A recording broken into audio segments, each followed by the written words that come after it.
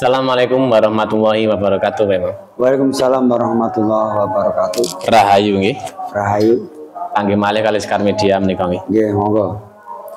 Menika badhe bahas mengulas tentang sejarahipun perang Badar, Pak. Nggih, sejarah Islam nggih. Sejarah Islam mengenai tentang Badar. Nggih. Monggo bahas. Lewat jelas menika, Pak. Assalamualaikum warahmatullahi wabarakatuh. Waalaikumsalam warahmatullahi wabarakatuh. Selamat malam saya ucapkan kepada seluruh penggemar YouTube dimanapun Anda berada.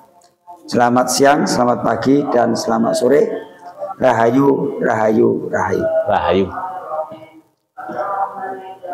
Perang Badar ini sebenarnya perang pertama, Mas. Perang yang pertama, perang pertamanya Rasulullah. Nah, dengan kaum Quraisy. Dan di perang ini sebetulnya bukan perang yang pertama kalinya, tapi sebelumnya sudah ada perang tapi kecil. Nah, perang-perangan yang kecil-kecilan saja. Nah, perang kecil-kecilan. Dan perang Badar ini juga setelah wafatnya paman Rasulullah, yaitu Abu Thalib nih. Abu Thalib. Nah, dan juga setelah meninggalnya istri beliau, Siti Khadijah. Nah, Khadijah radhiyallahu anha. Nggih. Padahal ini yang paling membela beliau waktu berjuang. Nggih. Nah, ini. Dan di perang Badar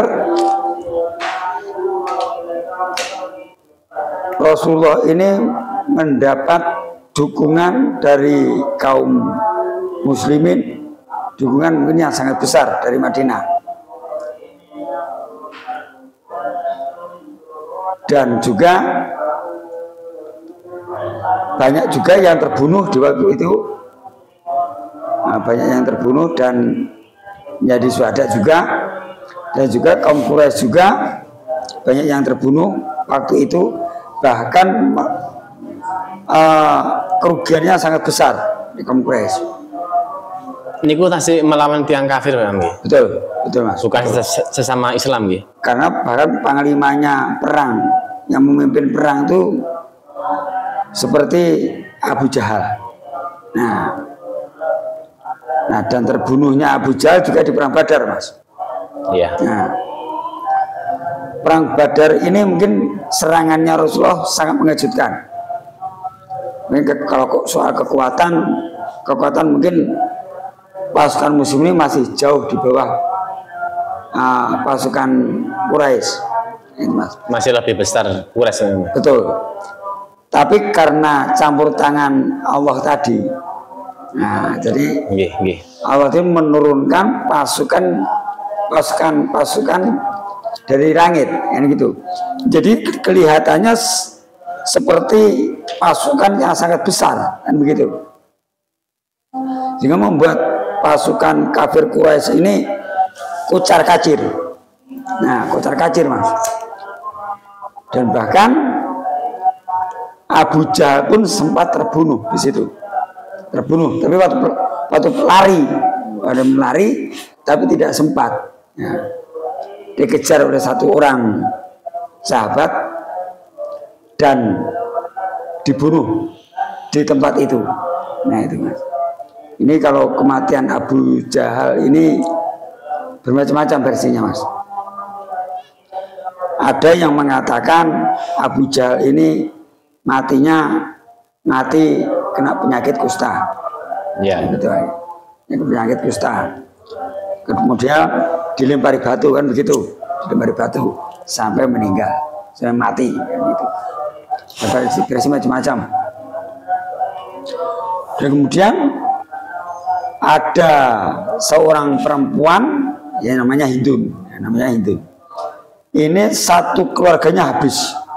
Niku pun Islam apa dereng? Dereng, masih perang Badar, Mas. Di perang Badar ini juga terbunuh satu keluarga, yaitu keluarganya Hindun. Nah, keluarga Hindun. Mulai pamannya, saudara-saudaranya, bapaknya, nah ini bapaknya meninggal di perang Badar.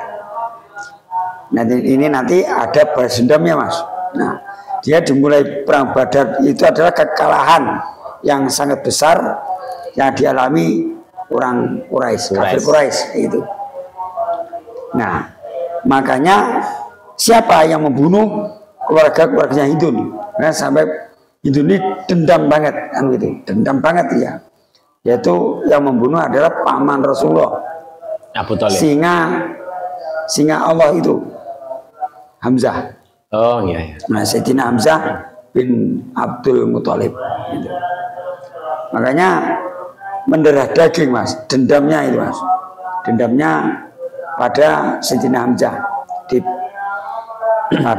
pada zaman itu seorang Hamzah ini mempunyai kekuatan berlipat ganda. Kan adatnya orang Arab ini dulu kalau perang pasti dimulai dari pertandingan 1 lawan 1. Nah itu mas. Tapi waktu perang Badar itu yang mewakili perang 1 lawan 1 ini adalah Sayyidina Hamzah. Nah itu mas. Dia sampai 3 kali pertarungan tidak ada yang mengalahkan. Barulah perang besar dilakukan. Kan begitu. Ya. Nah, dia dimenangkan oleh Sayyidina Hamzah. Dan semuanya keluarganya Hindun terbunuh. Mulai dari bapaknya, pamannya, saudara-saudaranya terbunuh. Nah di situ Hindun mulai dendam ini juga bukan cuma Hindun, bahkan suaminya Hindun pun juga dendam juga, seperti Abu Sufyan. Karena Abu Sufyan ini juga selain pemimpin perang didampingi oleh pemimpin perang yang sangat hebat, ahli strategi, yaitu Khalid bin Walid ini. Toh nanti akhirnya kan masuk Islam gitu. Bahkan sebagai menjadi perisainya Rasulullah kan itu. Yeah. Dan kejadian atau perang Badar ini terjadi pada 2 Hijriah, tepatnya 13 Maret 624 Masehi. Ini kalau di Indonesia, di tempat kita ini masih di zaman kerajaan Mataram kuno. Ya. Nah itu mas. Masih belum Majapahit kan? Belum, masih jauh. 624 Masehi. Ini masih 2 tahun setelah Rasulullah hijrah kan begitu. Yeah. Hijrahnya masih 2 tahun itu. Kalau untuk perang Uhud ini 1 tahun kemudian. Nah, itu mas. Dan Rasulullah sangat memberi semangat untuk pasukannya. Dia juga tidak tahu kalau pasukannya ada yang membantu kan begitu, bantuan dari Allah tadi. Karena perang Badar ini di lembah, namanya Badar kan lembah Badar. Dan di situ ada sumur, itu. Ada sumur Badar itu mas. Dan ini kalau di tempat kita ini kan perang di tengah lapang. Tapi kalau di zaman Rasulullah banyak bebatuan mas ya. Banyak bebatuan, banyak gunungnya. Nah itu mas. Mungkin juga persenjataan, mungkin juga. Tapi kalau di zaman waktu itu Rasulullah sendiri mempunyai senjata, itu namanya kan pedang Zulfikar. Ya. Nah, dan juga mempunyai pakaian besi, pakaian perang. Pakaian perangnya pakaian besi, helmnya juga besi. Ini ada sejarahnya, Jadi waktu itu Nabi tempat perang ya? Tempat perang mas, memimpin langsung. Dan juga biayanya kan ada dananya waktu itu. Dan juga Rasulullah ini selain pemimpin perang, juga pemimpin ahli strategi. Nah, ahli dakwah kan begitu, ahli politik. Nah, itu. Makanya kalau sekarang ini kalau ada ulama ikut berpolitik ya wajar saja, seperti Kanjeng Nabi, Gus Dur, ulama-ulama ikut berpolitik memang wajar saja. Dari dulu sudah ada. Tapi cuma sebatas membantu rakyat kan begitu, memperjuangkan haknya rakyat begitu. Dan Rasulullah ini selain menyebarkan Islam juga memerangi kaum kafir Quraisy. Tidak harus kekuasaan beliau, tidak harus kekuasaan. Cara beliau untuk melemahkan pasukan dari Quraisy, dari Mekah, melakukan penangkapan atau gimana ya, penyegatan para pedagang yang dari Mekah ke Madinah. Jadi kalau ada saudagar dari Mekah menuju ke Madinah, ini dicegat Mas, ditangkap langsung sama Rasulullah. Ditangkap, nanti kan akhirnya mereka diterangkan. Kalau sekarang di interview, kemudian kan masuk Islam. Diinterogasi dulu ya. Diberi pengertian, akhirnya masuk Islam, kan begitu. Karena kalau zaman dulu sulit Mas, karena yang orang pertama yang masuk Islam waktu itu, yang percaya bahwa Rasulullah ini adalah utusan Allah, pertama adalah istri beliau, Sayyidah Khadijah. Kemudian siapa? Kemudian Abu Bakar, itu Mas.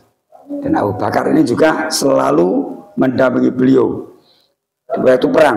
Tapi kalau yang maju perang ini kan sahabat-sahabat muda, sahabat mudanya, seperti Utsman waktu belum ikut. Ali, Ja'far ini kakaknya Sayyidina Ali. Nah ini Mas, kakak Sayyidina Ali, Ja'far bin Abu Thalib ini. Sudah ikut perang ya? Sudah ikut perang. Karena umurnya Sayyidina Ali, Ja'far dengan Rasulullah ini tidak jauh. Hampir sebaya. Dan juga Sayyidina Hamzah ini dengan Rasulullah selisih 1 atau 2 tahun. Ya. Kan tidak jauh, jauh beda. Kan sejajar aja. Nggak kajang kan anak sekarang ini seimbang lah. Sakoncoan. Dan kemudian begini Mas, kalau Rasulullah ini perangnya untuk meyakinkan bahwa Allah itu Maha Besar, kan begitu. Dan waktu itu kekuatan dari pasukan Rasulullah ini tidak memungkinkan. Kalau kita pikir secara akal sehat, kan begitu, tidak memungkinkan. Kemudian tidak mungkin menang lah. Tidak mungkin menang. Benar, Rasulullah berdoa, ya Allah, apabila hari ini kaum muslimin mengalami kekalahan, maka tidak akan orang yang akan menyembahmu di bumi ini, kan begitu doanya Rasulullah. Pasrah, artinya pasrah. Nah, dari doa Rasulullah ini didengarkan, akhirnya dikirimlah pasukan malaikat tadi, tentara Allah tadi. Nah, membantu Rasulullah sehingga membuat pasukan kafir Quraisy kocar-kacir, lari tunggang langgang, begitu. Bahkan banyak korban. Di waktu lari inilah pasukan muslimin menghancurkan mereka, kan begitu. Ada yang mati ditebas, leher putus dan lain sebagainya, kan begitu. Nah, dan dalam kemenangan ini pun Rasulullah juga tidak besar kepala. Kalau kan menang, kita udah nggak karuan apa skill menangan wes. Ya, Rasulullah selalu rendah hati, kan begitu. Selalu mengingatkan kepada pasukan-pasukannya untuk selalu waspada dan berhati-hati kalau ada serangan yang mendadak, gitu. Makanya di tenda-tenda beliau tidak pernah di bawah lembah, tapi tetap di dataran yang luas, gitu. Dataran yang luas. Ya. Betul Mas, betul. Jadi bisa mengawasi wilayah kiri kanan ini bisa diawasi. Nah itu Mas. Jadi untuk pembelajaran, untuk pembelajaran kita semua bahwa Rasulullah ini berjuang sangat berat sekali perjuangannya waktu itu. Tidak cuma berdakwah kita aja. Pertama sebelum menjadi rasul, masih nabi kan. Kanjeng Nabi ini dakwahnya sembunyi-sembunyi, belum terbuka. Nah, belum sangat terbuka, masih sembunyi-sembunyi. Jadi nggak terang-terangan. Ya, nggak terang-terangan ya, Amir. Betul. Jadi kan dari rumah ke rumah, kan begitu. Tapi yang pertama adalah yang apa ya? Didatangi adalah keluarga-keluarganya. Betul. Keluarga-keluarganya, terutama seperti paman-pamannya. Tapi cuma pamannya yang satu yang bengal. Abu Lahab ya. Abu Lahab ini. Nah, di suatu seketika Rasulullah mendapatkan wahyu dan diperintahkan oleh Allah untuk berdakwah secara terang-terangan. Terbuka. Nah, akhirnya Rasulullah mengumpulkan orang-orang di sekitarnya, suruh berkumpul semua, termasuk Abu Lahab, disuruh berkumpul. Nah, kemudian Rasulullah ini menjelaskan apa maksudnya ini tuh. Kemudian Abu Lahab kan teriak-teriak. Cuma urusan seperti ini mengumpulkan kami, gitu. Tidak ada gunanya. Gitu. Kemudian Rasulullah dilempar pakai batu, dan kemudian turunlah ayat Al-Lahab tersebut. Nah, itu mas. Dan ayat tersebut turun. Itu hampir bersamaan dengan kelakuannya yang dilakukan Abu Lahab tersebut kepada Rasulullah. Padahal ini pamannya. Rasulullah pun sebetulnya tidak membedakan, mulai dari Abu Thalib atau yang lain tidak membedakan. Sayang semua kepada paman-pamannya. Tapi yang disayang ini tidak mau, gitu loh mas. Nah, apalagi dengan Abu Lahab pun sugih, Pak. Keturunan dari Abdul Muthalib ini tidak ada yang miskin, kaya semua. Contoh satu. Pemuka Quraisy semua nih. Pemuka pimpinan Quraisy semua, petinggi Quraisy semua. Petinggi suku. Dan disegani ketua suku kan begitu. Apalagi mereka juga bukan orang yang rendah, orang yang kaya raya semua, saudagar semua, itu. Seperti Abu Thalib sendiri mempunyai kambing bukan cuma ratusan, tapi ribuan. Bagaimana dianggapnya keluarga Rasulullah ini miskin, yang itu. Sedangkan Abdul Muthalib pun mempunyai unta 200 ekor. 200 ekor mempunyai unta.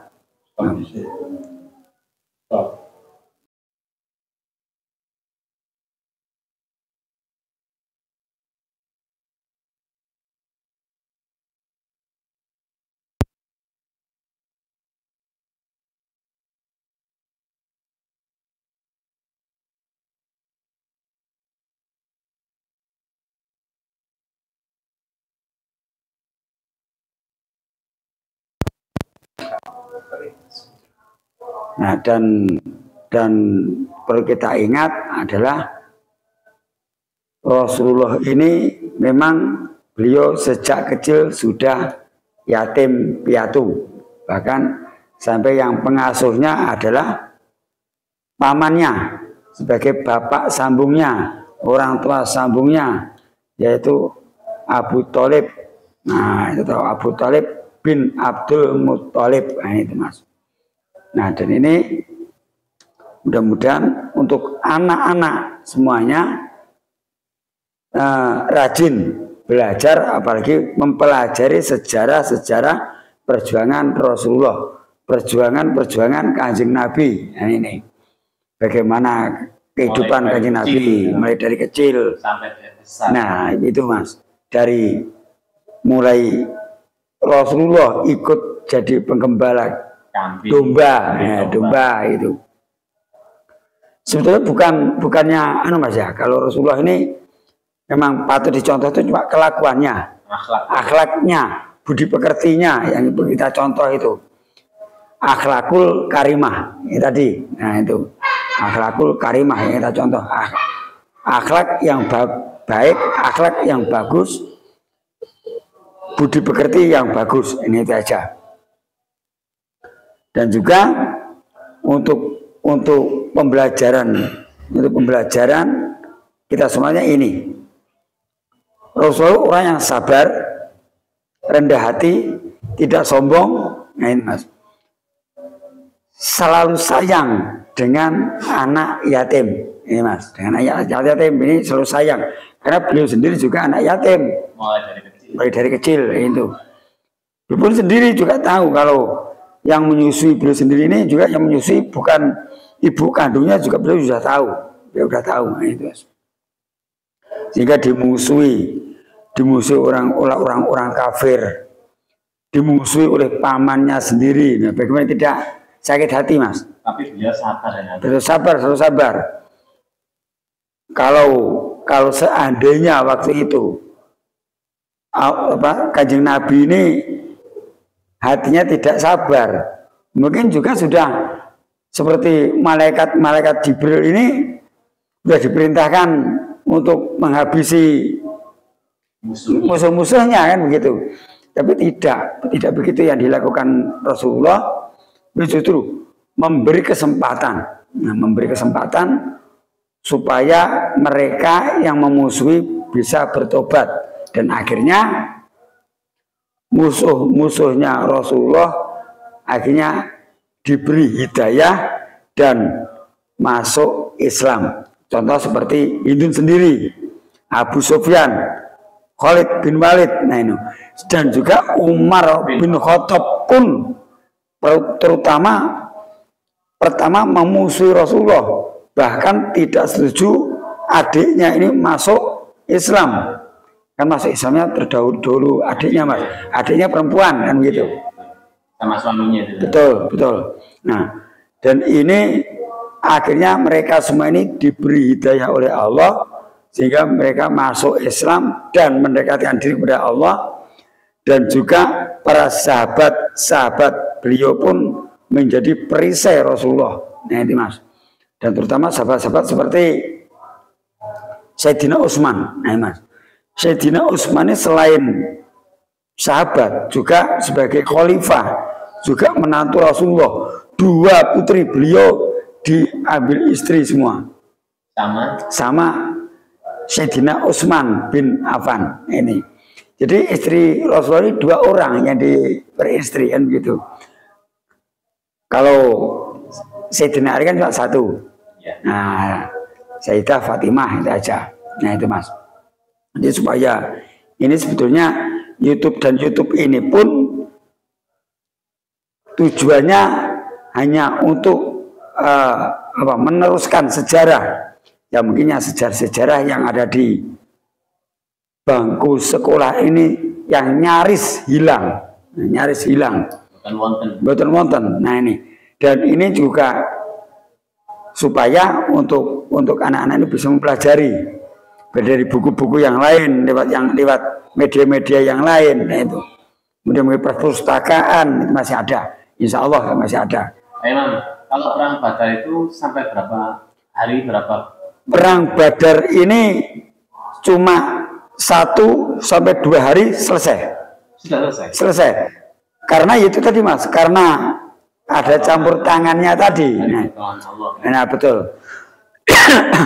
Tapi sebetulnya sebelum itu sudah ada peperangan, tapi dalam skala kecil. Ya, skala kecil. Terutama seperti Rasulullah seperti dilempari batu atau dikejar-kejar, itu sudah sebelumnya sudah ada.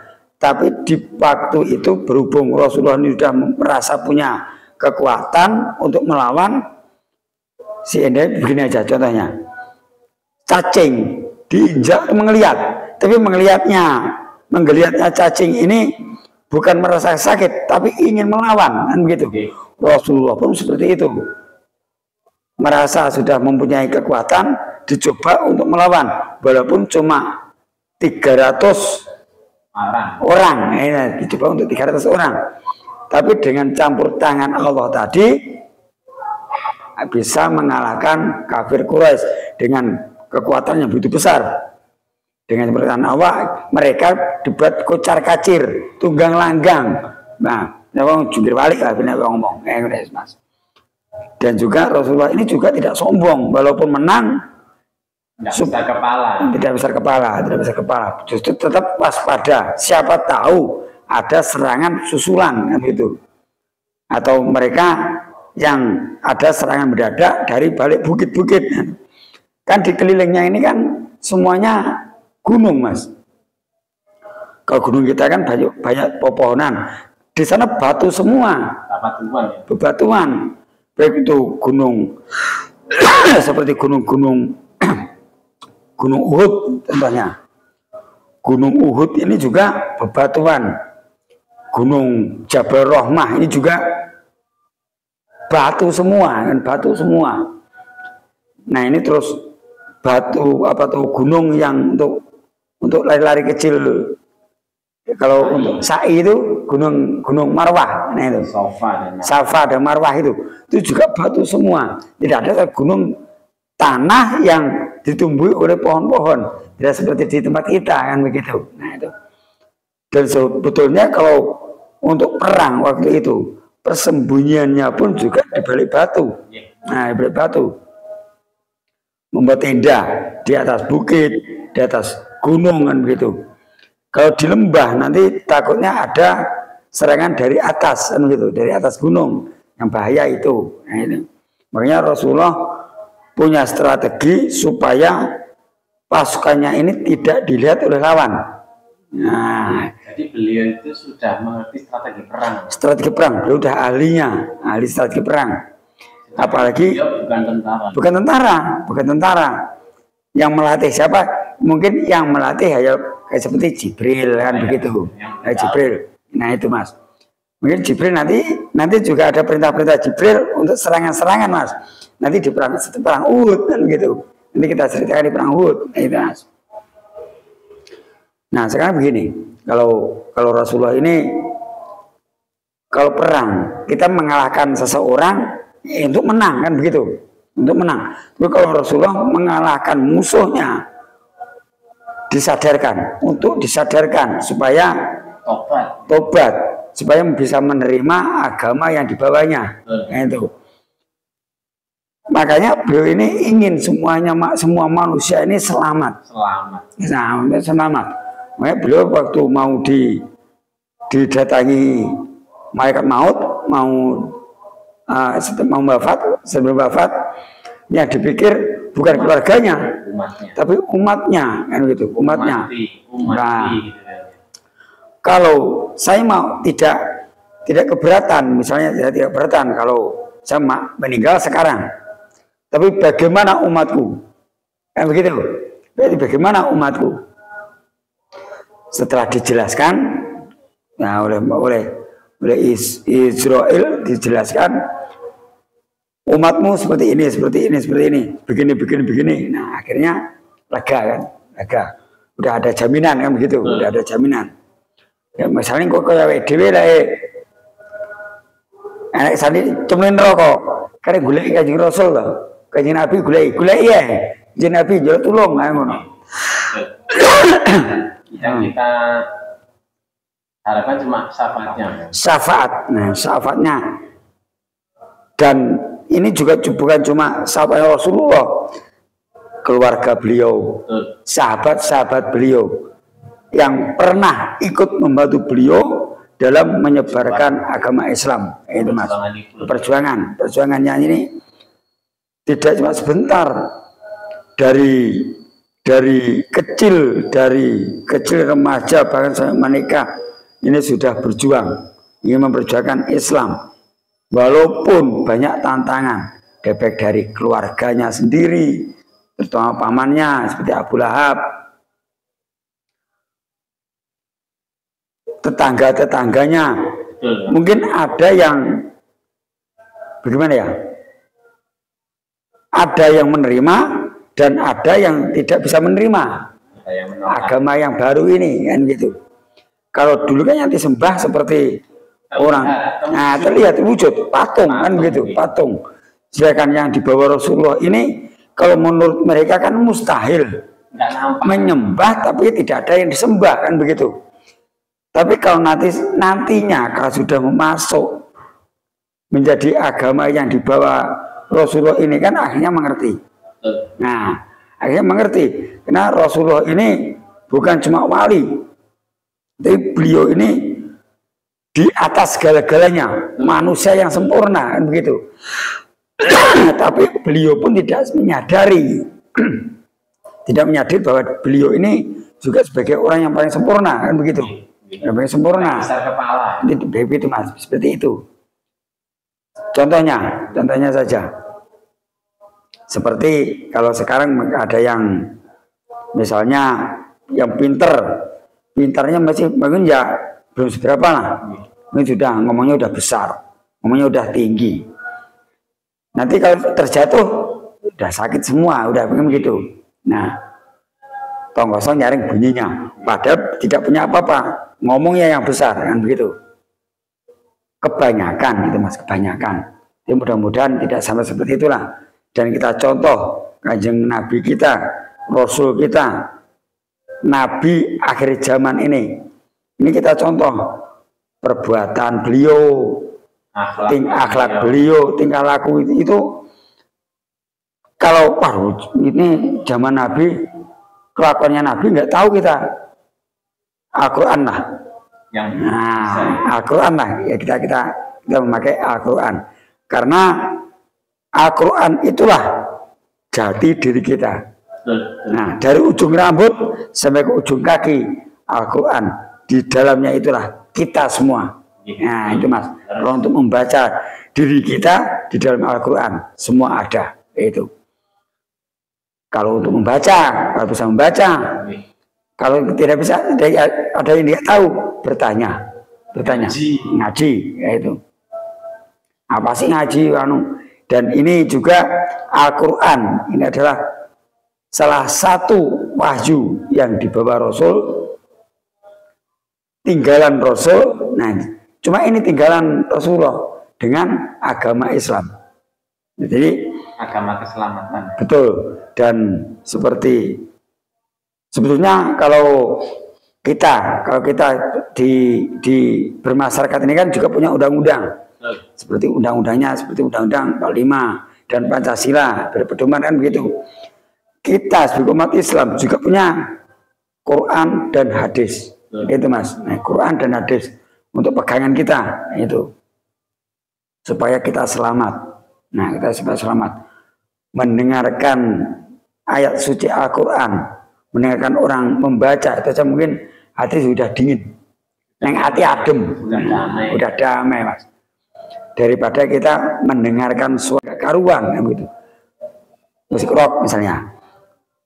Kalau mendengarkan orang sedang kirok saja sudah berbeda.